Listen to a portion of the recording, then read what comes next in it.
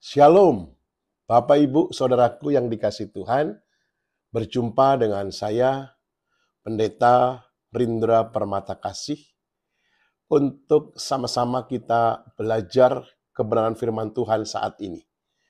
Tetapi sebelumnya mari kita bersatu di dalam doa. Tuhan Yesus, terima kasih untuk kesempatan yang baik ini. Kami mau merenungkan firman-Mu, kami mau belajar kebenaran-Mu.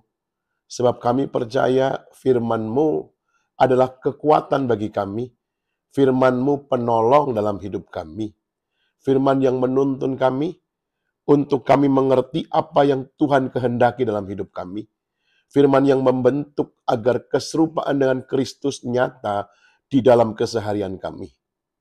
Biarlah hikmat-Mu menerangi setiap kami, sehingga firman yang kami renungkan menjadi rema, dan mampukan kami Tuhan menjadi pelaku-pelaku di dalam kehidupan kami sehari-hari. Di dalam nama Tuhan Yesus Kristus, kami siap merenungkan dan mendengarkan firman-Mu. Haleluya. Amin. Bapak, Ibu, Saudaraku yang dikasihi Tuhan, saat ini kita mau sama-sama merenungkan satu kebenaran firman Tuhan yang terambil dari Injil Yohanes, pasal yang ke-12, ayat 1 sampai ayat yang ke-8. Yohanes pasal yang ke-12, ayat 1 sampai ayat yang ke-8. Saya bacakan buat kita semua. Perikopnya berjudul, Yesus diurapi di Betania. 6 hari sebelum Paskah, Yesus datang ke Betania, tempat tinggal Lazarus yang dibangkitkan Yesus dari antara orang mati. Di situ diadakan perjamuan untuk dia, dan Marta melayani. Sedang salah seorang yang turut makan dengan Yesus adalah Lazarus. Maka Maria mengambil setengah kati minyak narwastu murni yang mahal harganya, lalu meminyaki kaki Yesus dan menyekanya dengan rambutnya, dan bau minyak semerbak di seluruh rumah itu. Tetapi Yudas Iskariot, seorang dari murid-murid Yesus, yang akan segera menyerahkan dia, berkata, "Mengapa minyak narwastu ini tidak dijual 300 dinar dan uangnya diberikan kepada orang-orang miskin?"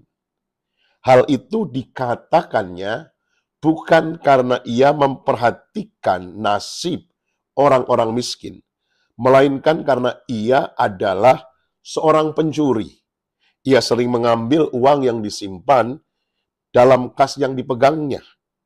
Maka kata Yesus, "Biarkanlah dia melakukan hal ini, mengingat hari penguburanku. Karena orang-orang miskin selalu ada pada kamu, tetapi aku tidak akan selalu ada pada kamu." Kisah ini ditulis oleh Rasul Yohanes, satu dari 12 murid Tuhan Yesus. Rasul Yohanes menulis 4 kitab yang lain dalam Perjanjian Baru. Surat 1 Yohanes, surat 2 Yohanes, surat 3 Yohanes, dan kitab Wahyu. Jadi ada 5 tulisan dari Rasul Yohanes di dalam Perjanjian Baru. Saudaraku, secara khusus, kisah yang kita baca berbicara ketika Tuhan Yesus dan murid-muridnya akan pergi ke Yerusalem dengan tujuan merayakan Paskah. Paskah dalam konteks Perjanjian Lama, memperingati kebebasan, keluarnya bangsa Israel dari perbudakan di tanah Mesir. Mereka sesungguhnya akan ke Yerusalem, tetapi singgah di Betania, di rumah Maria, Marta, dan Lazarus. Ketika di rumah itu, ada satu kejadian yang luar biasa. Maria menuangkan minyak ke kaki Yesus, mengurapi dengan minyak narwastu yang murni, mahal harganya. Saking mahalnya, harum semerbak di seluruh rumah itu. Ketika kejadian itu, Yudas Iskariot komplain, protes. Guru, lebih baik minyak itu dijual, uangnya dibagikan kepada orang miskin. Di luar dugaan, Tuhan Yesus membela Maria. Tuhan Yesus berkata, biarkan dia melakukan hal ini, mengingat hari penguburanku. Karena orang-orang miskin selalu ada pada kamu, tetapi aku tidak selalu ada pada kamu.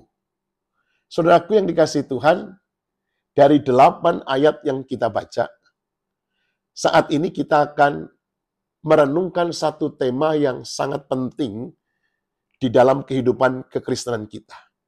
Tema mendasar bagi kehidupan orang percaya. Di ayat yang keempat, di sana dikatakan demikian. Tetapi Yudas Iskariot, seorang dari murid-murid Yesus. Ada satu frase kata murid-murid Yesus. Pertanyaannya, kita orang Kristen, apakah kita sudah menjadi murid-murid Yesus? Tidak semua orang Kristen lahir dari keturunan Kristen, dari kecil sudah Kristen, otomatis jadi murid Yesus. Saya teliti di dalam Alkitab Perjanjian Baru, kata murid, kata yang dipakai di dalam bahasa Yunani adalah matetes. Diterjemahkan disciple, menjadi akar kata disiplin. Seorang murid adalah seorang yang disiplin. Bapak Ibu Saudara punya putra-putri yang masih mungkin sekolah SD, SMP, SMA. Ketika putra-putri Bapak Ibu Saudara sampai ke gerbang sekolahnya pukul 7.01, apa yang terjadi? Pintu gerbang sudah ditutup. Disiplin murid sekolah. Kalau kita katakan, saya murid Yesus, pertanyaan yang sama. Apakah kita sudah disiplin? Disiplin dalam hal apa? Disiplin dalam kehidupan kerohanian kita. Disiplin dalam berdoa, disiplin dalam menyembah Tuhan, disiplin dalam membaca firman, disiplin dalam beribadah, disiplin dalam kehidupan rohani, sehingga kita mengalami pertumbuhan iman. Kata murid dihubungkan dengan disiplin. Kata murid yang kedua dihubungkan dengan belajar. Seorang murid identik dengan seorang yang belajar. Anak-anak kita ketika besok akan ujian, tidak belajar, bisa jadi terlalu sulit soal ujian itu, gagal, tidak naik kelas, tidak naik tingkat. Dalam kehidupan kita pun, seringkali kita dihadapkan dengan ujian-ujian kehidupan, dan kenapa seringkali kita gagal, seringkali kita jatuh? Karena kita tidak pernah belajar. Belajar pedoman kehidupan. Apa pedoman kehidupan kita? Firman Tuhan. Jadi seorang murid, seorang yang disiplin dalam kehidupan kerohaniannya. Seorang murid adalah seorang yang belajar. Belajar firman Tuhan, belajar mengerti kehendak Tuhan, belajar memahami apa yang Tuhan mau dalam kehidupannya.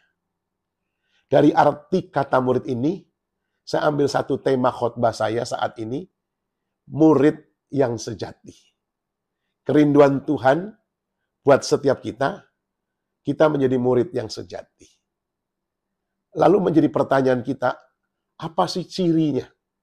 Apa sih tandanya kita menjadi murid yang sejati? Ini akan kita pelajari dari 8 ayat yang tadi kita telah baca bersama. Apa ciri murid yang sejati?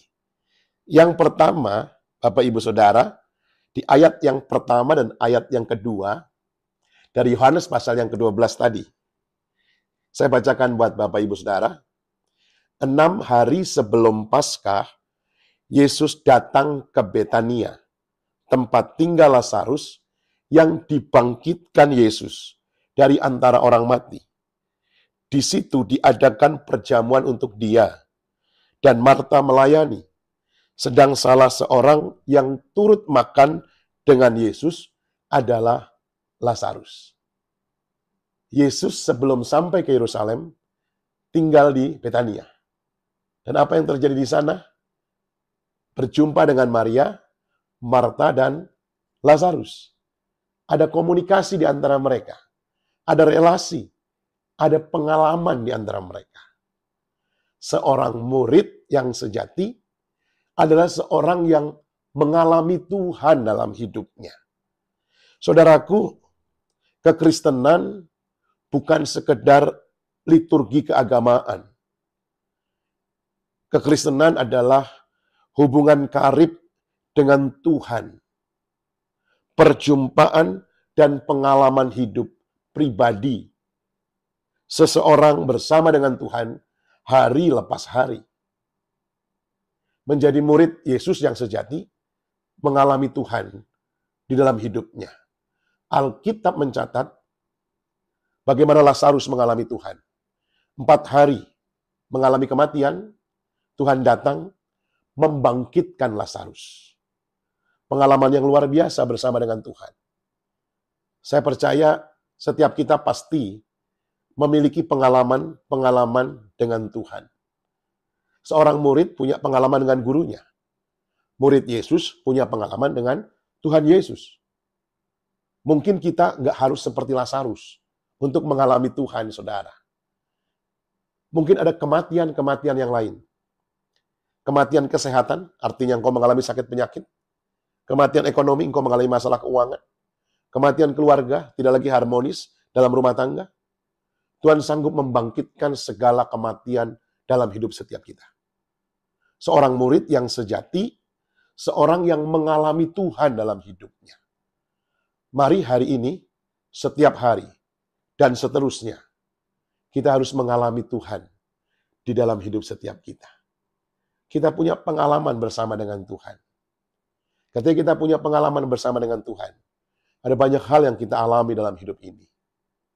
Saya ingat satu pujian. Bersamamu Bapa, ku lewati semua perkenananmu yang teguhkan hatiku. Engkau yang bertindak, memberi pertolongan, anugerahmu besar melimpah bagiku. Mengalami Tuhan bersama dengan Tuhan. Itulah ciri murid yang sejati. Yang kedua, Bapak Ibu Saudara, ciri murid yang sejati, kita lihat ayat yang ketiga. Ayat yang ketiga firman Tuhan katakan demikian. Maka Maria mengambil setengah kati minyak narwastu murni yang mahal harganya. Lalu meminyaki kaki Yesus dan menyekanya dengan rambutnya. Dan bau minyak semerbak di seluruh rumah itu. Saudaraku, ketika Tuhan Yesus ada di rumah itu, Maria melakukan satu tindakan yang luar biasa. Menuangkan minyak, mengurapi kaki Yesus. Orang biasanya kalau mengurapi itu di kepala.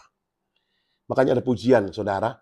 Seperti minyak di kepala Harun, yang ke janggut dan jubahnya turun. Tapi Maria mengurapi kaki Yesus dengan minyak narwastu murni seharga 300 dinar. Saudaraku, 300 dinar itu bukan harga yang murah.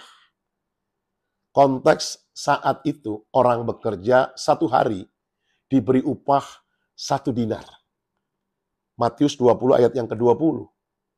Harga minyak itu 300 dinar.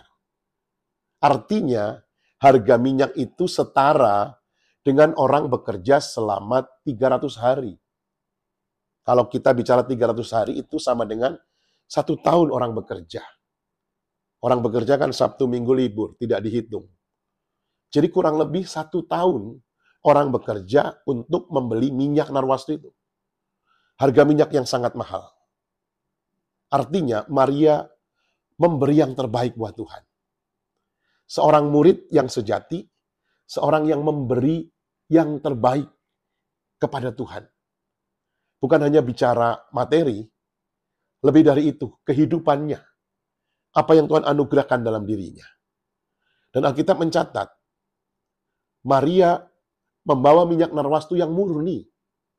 Kata murni di sana adalah gambaran ketulusan hati. Orang kalau mau memberi buat Tuhan, mempersembahkan buat Tuhan, tidak ada motivasi yang lain. Harus murni hatinya, harus tulus. Jangan ada agenda yang lain kalau kita memberi kepada Tuhan. Apalagi menuntut agar Tuhan membalikkan, melipat gandakan pemberian kita. Ada banyak orang Kristen hanya menggunakan Tuhan untuk tujuan hidupnya. Tetapi tidak berani menggunakan hidupnya untuk tujuan Tuhan. Maria memberikan persembahan yang luar biasa. Harganya cukup mahal, dengan hati yang tulus. Ini yang Tuhan perkenan. Dan Alkitab juga mencatat, Maria membersihkan dengan rambutnya.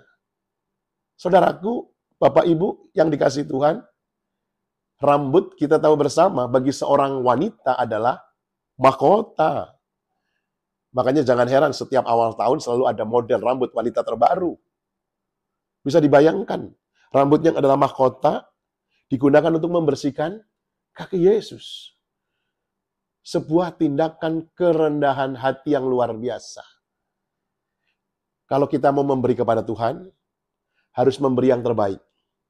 Harus memberi dengan tulus, murni, dan harus memberi dengan kerendahan hati. Maria memberi dengan kerendahan hati. Jangan kita memberi kepada Tuhan agar kita dipuji orang, agar kita dianggap murah hati. Kita memberi dengan tulus kepada Tuhan, dengan kerendahan hati, bukan dengan kesombongan. Jadi yang kedua, ciri murid yang sejati, memberi yang terbaik bagi Tuhan di dalam hidupnya. Pertanyaannya, sudahkah kita memberi yang terbaik bagi Tuhan? Tidak selamanya pemberian kita ukurannya materi. Hati dan hidup kita, talenta yang Tuhan percayakan. Ku berikan hatiku dan jiwaku, semuanya bagimu di dalam hidupku, di setiap waktu, nyatakan jalanmu. Saudara, sudahkah kita memberi yang terbaik buat Tuhan? Yang ketiga, ciri murid yang sejati. Kita lihat di ayat yang keempat sampai dengan ayat yang keenam. Firman Tuhan katakan demikian. Tetapi Yudas Iskariot, seorang dari murid-murid Yesus, yang akan segera menyerahkan dia berkata, mengapa minyak narwastu ini tidak dijual 300 dinar dan uangnya diberikan kepada orang-orang miskin? Sudah perhatikan ayat 4 dan ayat yang kelima. Ketika Maria menuangkan minyak ke kaki Tuhan Yesus, Yudas Iskariot protes, komplain akan tindakan yang dilakukan oleh Maria. Yudas Iskariot berkata, lebih baik minyak ini dijual dan uangnya diberikan kepada orang-orang miskin. Saudara, apa yang dikatakan oleh Yudas secara logika? Minyak yang mahal kok dipakai untuk membersihkan kaki? Membersihkan kaki kan bisa pakai apa saja. Secara logika, apa yang dikatakan oleh Yudas masuk akal. Ngapain ngurapin dengan minyak yang sangat mahal? Sangat masuk akal. Dan yang kedua, alasannya, kalau nanti dijual, alasannya itu ada sisi kemanusiaannya, saudara. Diberikan kepada orang-orang miskin. Membantu orang miskin. Alasan Yudas secara logika dapat diterima. Secara alasan untuk kemanusiaan masuk akal. Tetapi apa yang dikatakan Yudas berbeda dari apa yang ada di dalam hatinya dan dalam tindakannya. Di ayat yang ke-6 kita bisa tahu itu. Hal itu dikatakannya bukan karena ia memperhatikan nasib orang-orang miskin. Perhatikan, dia ngomong minyak itu dijual agar uangnya bisa dikasih ke orang miskin. Tapi sesungguhnya dia bukan memperhatikan orang miskin. Melainkan karena ia adalah seorang pencuri. Ia sering mengambil uang yang disimpan dalam kas yang dipegangnya.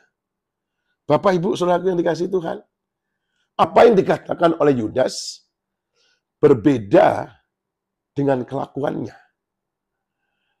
Yudas memakai topeng dalam hidupnya. Yudas memakai kepalsuan dalam hidupnya. Seorang murid yang sejati, yang ketiga cirinya, membuang kepalsuan dalam hidupnya. Jangan ada topeng dalam kehidupan kita. Jangan ada kepalsuan. Jangan ada kemunafikan. Ada banyak orang Kristen, apa yang dilakukan di gereja berbeda dengan apa yang dilakukan di rumah. Saya sering berkata di gereja penuh dengan Roh Kudus, tapi di rumah roh halus.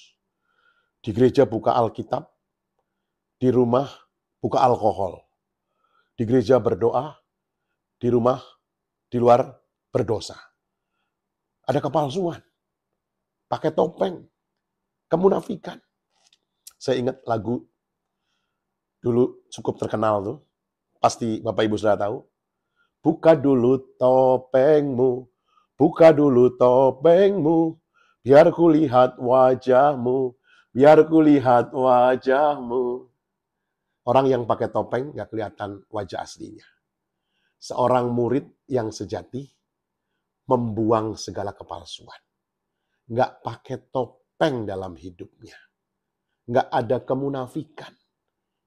Hidupnya terbuka di hadapan Tuhan. Saudaraku, kita mungkin dapat mengelabui orang-orang di sekitar kita. Namun kita tidak dapat menyembunyikan apapun di hadapannya Tuhan. Tuhan mengenal diri kita yang sebenarnya. Dia mengetahui seluruh pikiran, perasaan, dan semua yang terpendam di dalam hati kita. Oleh karena itu, murid yang sejati membuang kepalsuan, membuang kemunafikan, membuang kepura-puraan dalam hidupnya. Itu yang ketiga. Yang keempat, Bapak Ibu Saudara, seorang murid yang sejati, perhatikan ayat yang ke-7. Ayat yang ke-7 di sana dikatakan demikian. Maka kata Yesus, biarkanlah dia, artinya Maria, melakukan hal ini, mengingat hari penguburanku. Harapan Yudas ketika komplain, usul kepada Tuhan Yesus mengenai minyak narwastu yang murni itu, harapan Yudas sebagai bendahara. Jadi perlu dicatat Bapak Ibu Saudara, Yudas itu bendahara, makanya dia tahu uang kas, dia bisa korupsi, pencuri. Harapan Yudas dengan usulnya tadi, Tuhan Yesus membela, tapi di luar dugaan justru Tuhan Yesus membela Maria. Berarti seorang murid yang sejati mendapat pembelaan dari Tuhan. Tuhan pasti bela kita. Tuhan pasti tolong kita. Oleh karena itu, apapun permasalahan saudara, apapun pergumulan saudara, percayalah, selalu ada pertolongan Tuhan. Seorang murid yang sejati, Tuhan tidak pernah meninggalkan. Mungkin perjalanan kerohanian kita mengalami banyak tantangan, tapi Tuhan ada di sana menyertai kita. Mungkin perjalanan kerohanian kita, perjalanan kehidupan kita tidak baik-baik saja. Tapi kita akan melewati semuanya itu. Tuhan Yesus membela Maria. Seorang murid yang sejati mendapat pembelaan dari gurunya. Hari ini, jangan pernah takut, jangan pernah khawatir.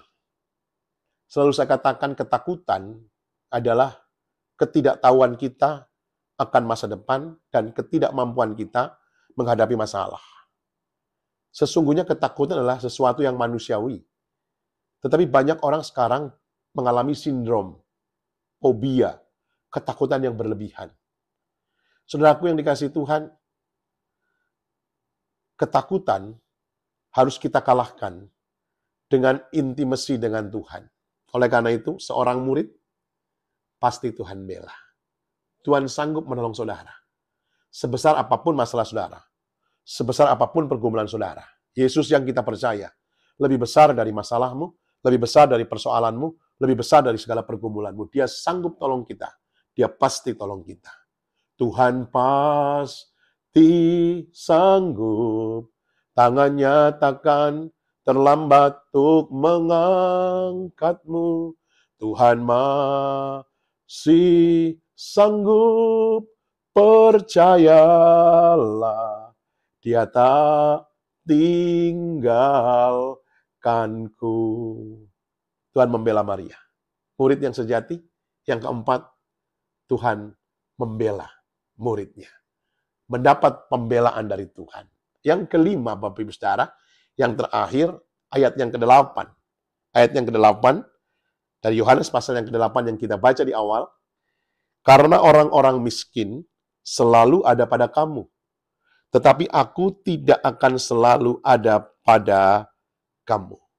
Saudara, ayat ini bukan berarti orang Kristen dilarang memberi kepada orang miskin. Bukan itu maksud dari ayat ini. Ayat ini berbicara pada konteksnya karena ini adalah hari-hari terakhir. 6 hari menjelang Paskah. Paskah Perjanjian Lama akan diganti dengan Paskah Perjanjian Baru. Kebangkitan Tuhan Yesus, kematian Tuhan Yesus. Tidak lama lagi secara fisik, Tuhan Yesus tidak lagi bersama-sama dengan muridnya. Orang miskin selalu ada pada kamu.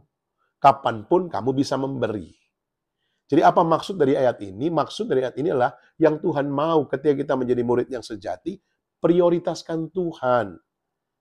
Tuhan jadi nomor 1, segala-galanya dalam hidup kita. Dahulukan Tuhan. Tuhan nomor 1 dalam hidupku. Saudara, bila Tuhan menjadi yang terutama di dalam hidup kita, seharusnya tidak ada hal yang perlu dikhawatirkan. Tidak ada hal yang perlu ditakutkan. Alkitab mencatat orang-orang tokoh-tokoh yang melakukan hal-hal besar di dalam Alkitab adalah orang-orang yang mengutamakan Tuhan lebih dari segalanya. Jadikan Tuhan yang utama dalam hidup kita. Prioritaskan Tuhan. Itulah murid yang sejati. Jadi hari ini saya boleh simpulkan menjadi murid yang sejati dari Yohanes 12 ayat 1 sampai ayat yang ke-8. Ada 5 cirinya. Yang pertama, mengalami Tuhan dalam hidupnya. Di ayat 1 dan ayat 2. Yang kedua, memberi yang terbaik dari hidupnya. Di ayat 3. Yang ketiga, membuang kepalsuan dalam hidupnya. Ayat 4 sampai 6. Yang keempat, mendapat pembelaan atas hidupnya. Ayat yang ke-7.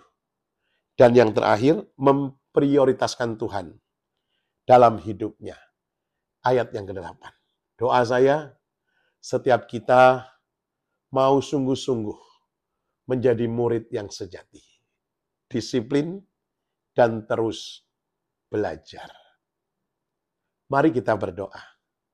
Terima kasih Tuhan Yesus untuk kebenaran firman-Mu yang telah kami dengar dan kami percaya firman ini tidak akan kembali dengan sia-sia.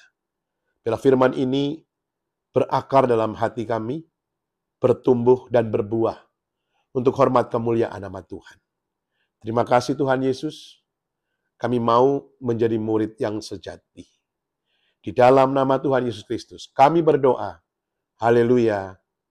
Amin. Terima kasih Bapak Ibu Saudara. Sampai berjumpa lagi dalam momen-momen selanjutnya. Tuhan Yesus memberkati. Shalom.